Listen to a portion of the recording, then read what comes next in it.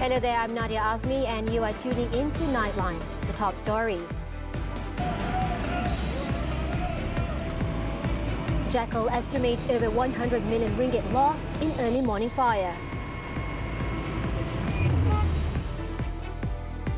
And homemade bomb incident, 12 witnesses called in to give statements.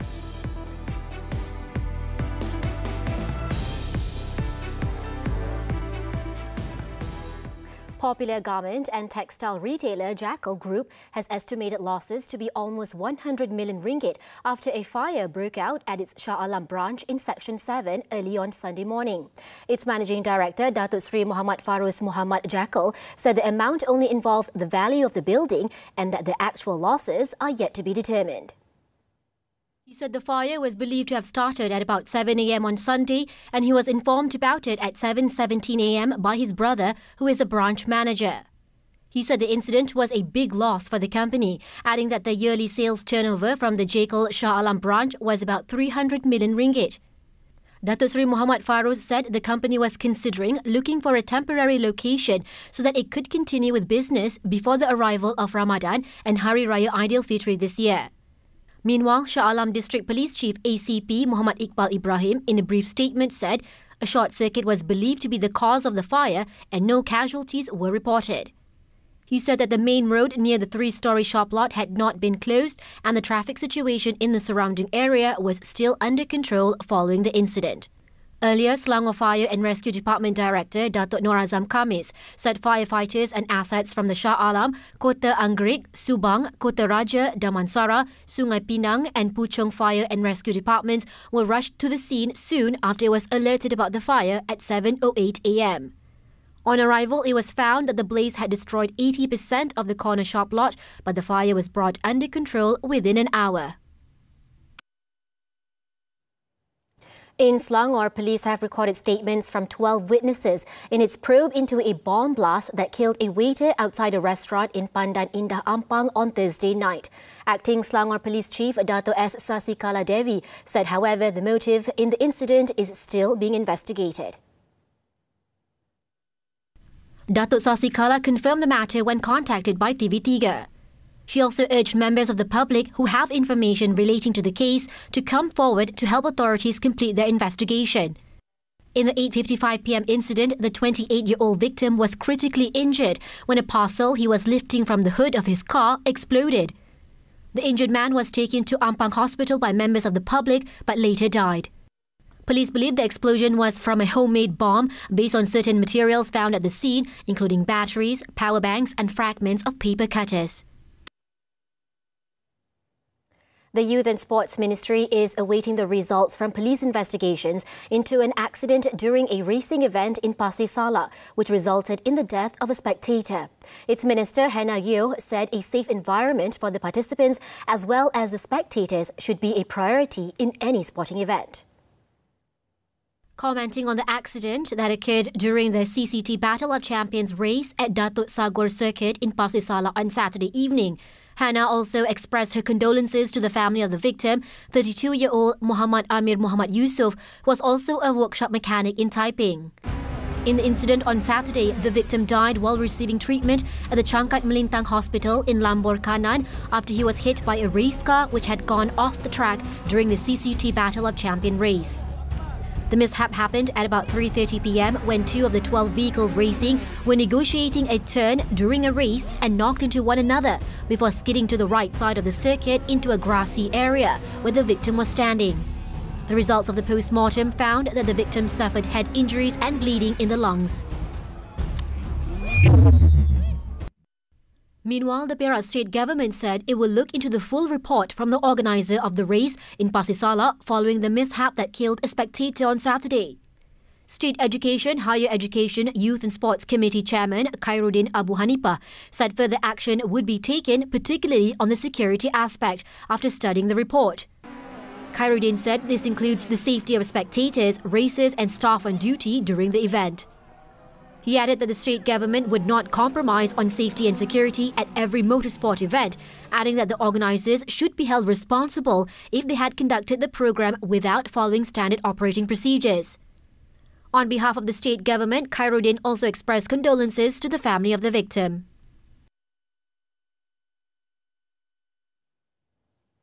To usher in 2023, Malaysians took part in various activities including sports to promote a more healthy lifestyle in conjunction with the new year. A total of 5,000 people, including foreign participants, joined the KL New Year Run 2023 in the federal capital on Sunday morning.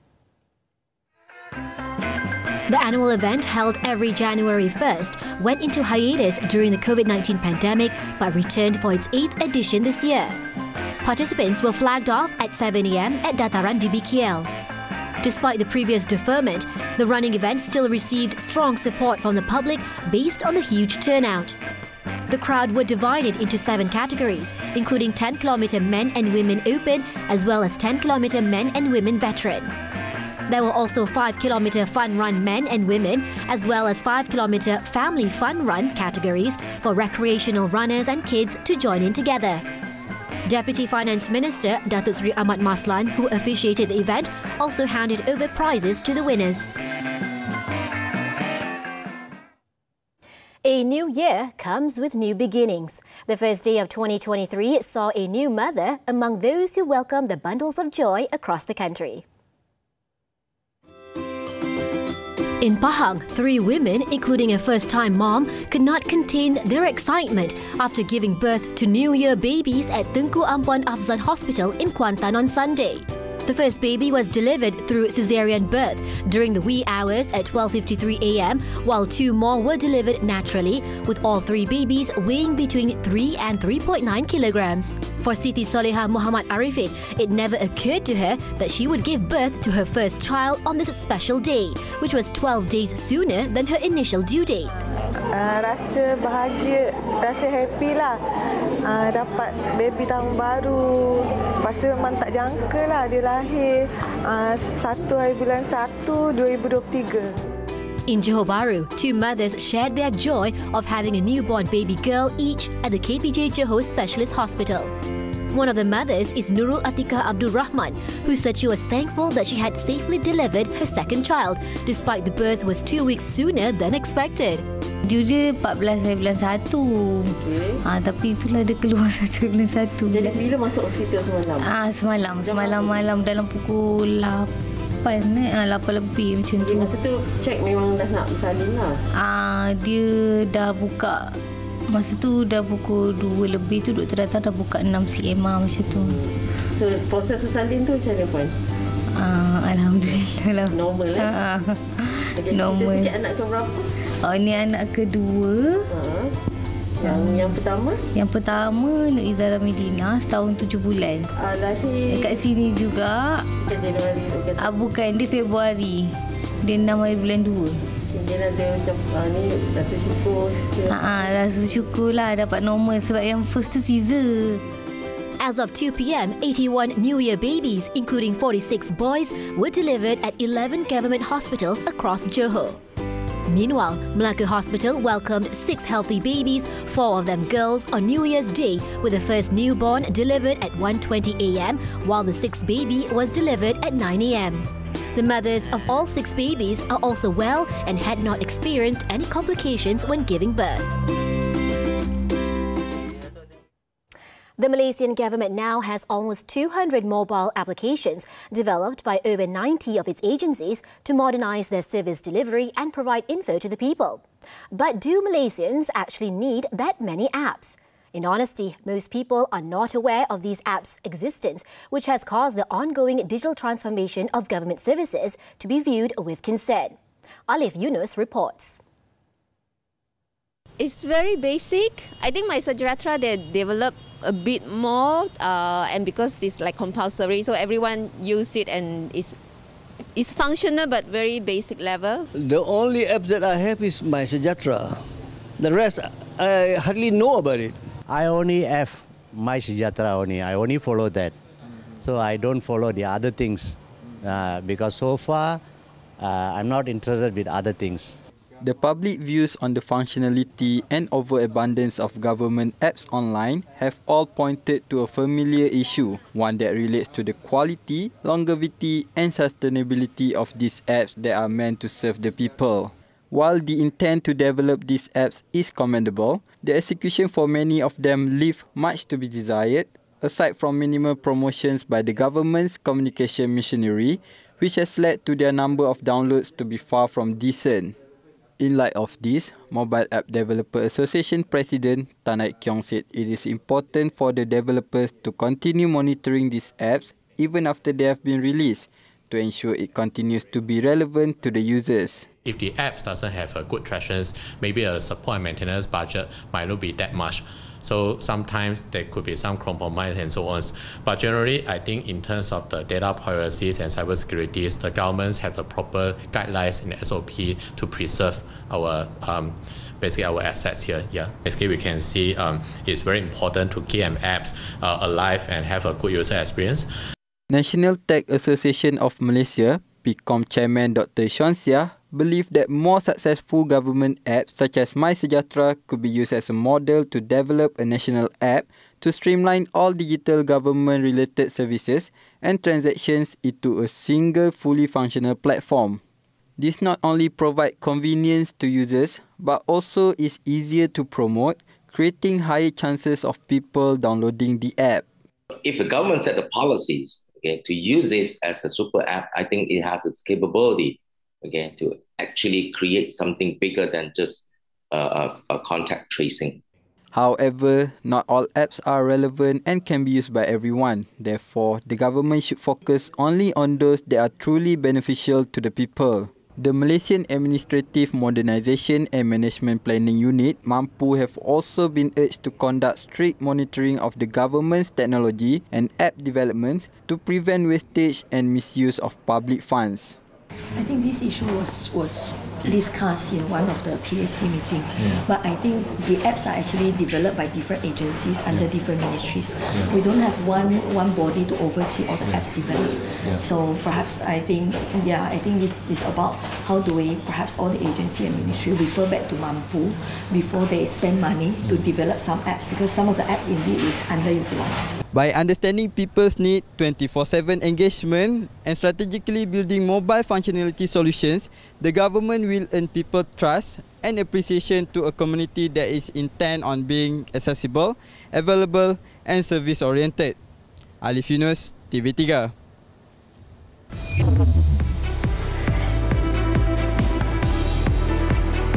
Bomb blast in Kabul claims 10 lives. News from the foreign front when we return.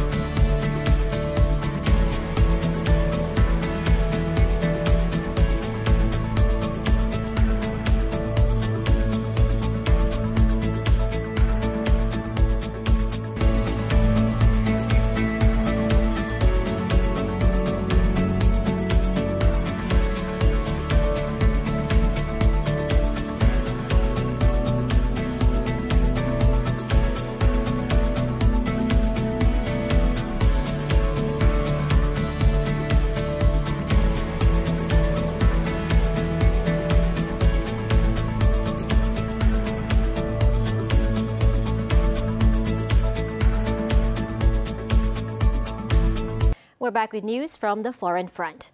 In Afghanistan, an explosion at the entrance to a military airfield in Kabul has caused the deaths of at least 10 people and wounded 8 others on Sunday.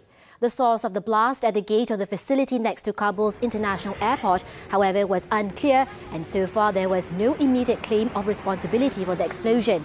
Officials stated the area had been sealed off by security forces and all roads had been closed, adding that authorities were investigating the incident. The Taliban authorities claim to have improved security since storming back to power in August 2021, but there have been scores of bomb blasts and attacks.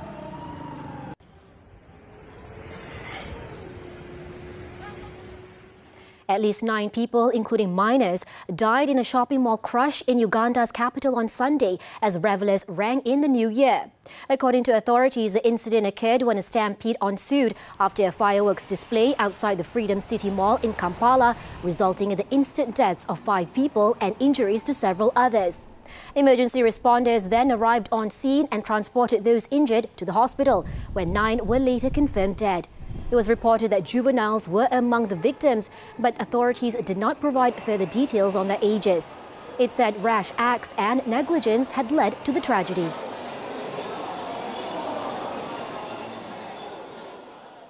Thousands of travellers were stranded at Philippine airports on Sunday after a loss of communication at the country's busiest hub in Manila forced hundreds of flights to be cancelled, delayed or diverted. It was reported that aviation authorities detected a technical issue in the morning involving the Air Traffic Management Center at Manila's domestic and international airport, following which more than 280 flights in and out of the capital had to be either cancelled, diverted or delayed, affecting about 56,000 passengers. Chaotic scenes were then seen at check-in counters across the country as thousands of people tried to rebook tickets or find when their flight might take off, while others who had boarded their aircraft before the glitch was announced waited for hours before being deplaned. In the meantime, the Civil Aviation Authority of the Philippines said the flight delays and diversions are only precautionary measures to ensure the safety of passengers, crew and aircraft.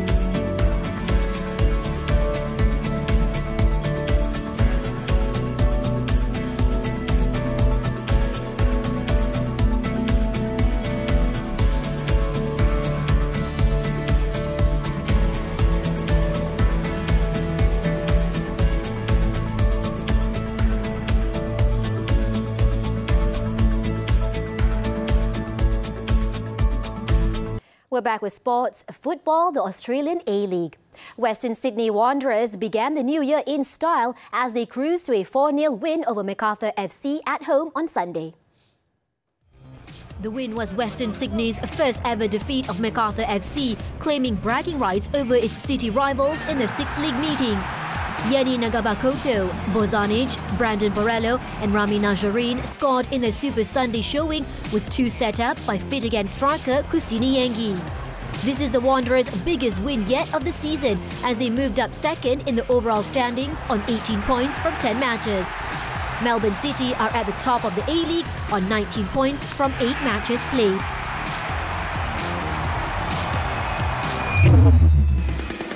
In another match, Sydney FC were back to winning ways after a comfortable 2-0 victory over Newcastle Jets.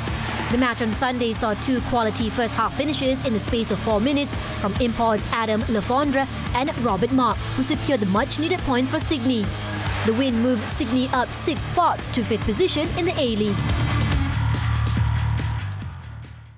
Still on football, Cristiano Ronaldo's new Saudi Arabian club Al Nassr moved to the top of Russian Saudi League after defeating their hosts Al Khalij 1-0 on Saturday. Cameroonian ace Vincent Aboubakar scored the game's only goal 5 minutes into the game to end 2022 top of the Saudi Pro League.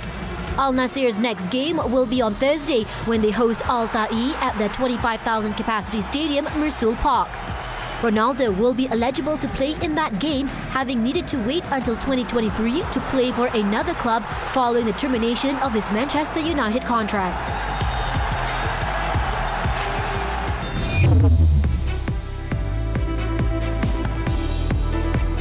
Taipei checks in to Malacca Hotel. The details right after this short break.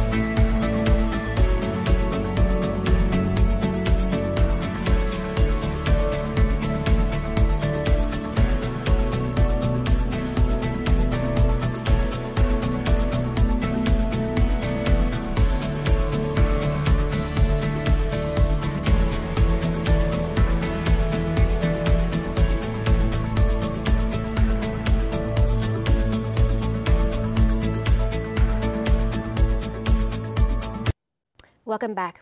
A total of 372 summonses were issued during a New Year's Eve special operation conducted by the Kuala Lumpur Traffic Investigation and Enforcement Department. Kuala Lumpur Deputy Police Chief Datuk Yahaya Othman said this after 841 vehicles were inspected at 26 roadblocks mounted around the federal capital. Kita dapati kemalangan maut untuk tahun 2022 berbanding dengan tahun 2021 ada peningkatan, ya. Lebih kurang 26 kematian yang dicatatkan, peningkatan 26 kematian yang dicatatkan. Jadi mulai pada awal tahun ini kita akan mengadakan ataupun menggiatkan lagi operasi, terutama operasi di samsing jalanan, pemaduan mabuk dan juga operasi pemeriksaan ke atas kenderaan-kenderaan yang melakukan kesalahan. Speaking to the media at a roadblock at Jalan Lokyu, Datuk Yahaya said the summonses were issued for various offences, and of the number, 10 motorcycles were seized after they were found to have been modified beyond what is allowed by the law. In the New Year's Eve operation, a total of 619 motorcycles, 171 cars, 19 vans and 32 jeeps were inspected, while a search was conducted on 848 individuals. 12 people aged between 15 and 21 were arrested under Section 42 of the Road Transport Act 1987 for reckless and dangerous driving, while another 4 aged between 23 and 50 were detained under Section 45 for driving or riding under the influence of alcohol or drugs. For the record, he said a total of 1,205 operations had been carried out throughout the past year, compared to 1,046 operations carried out in the previous year.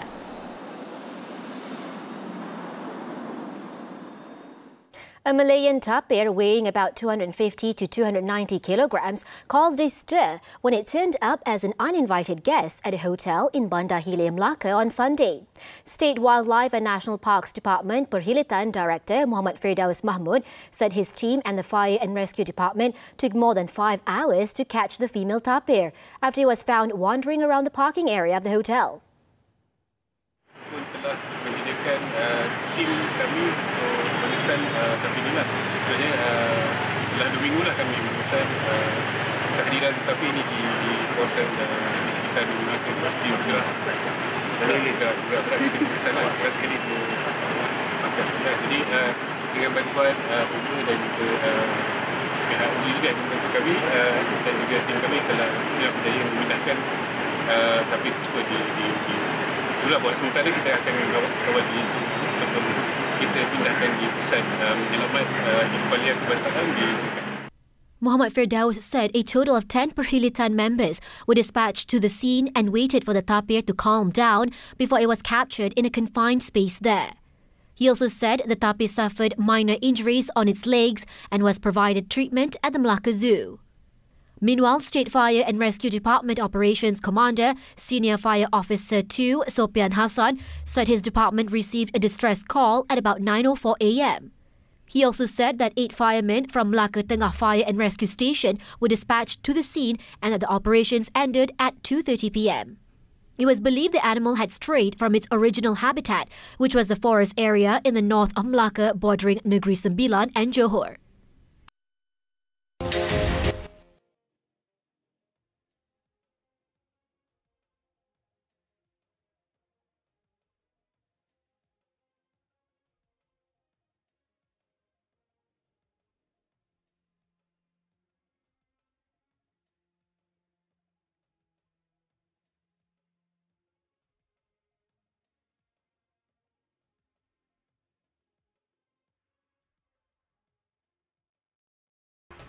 Spectacular fireworks lit up the skies as the world ushered in the new year, with huge crowds gathering to watch some of the largest celebrations since the COVID-19 pandemic.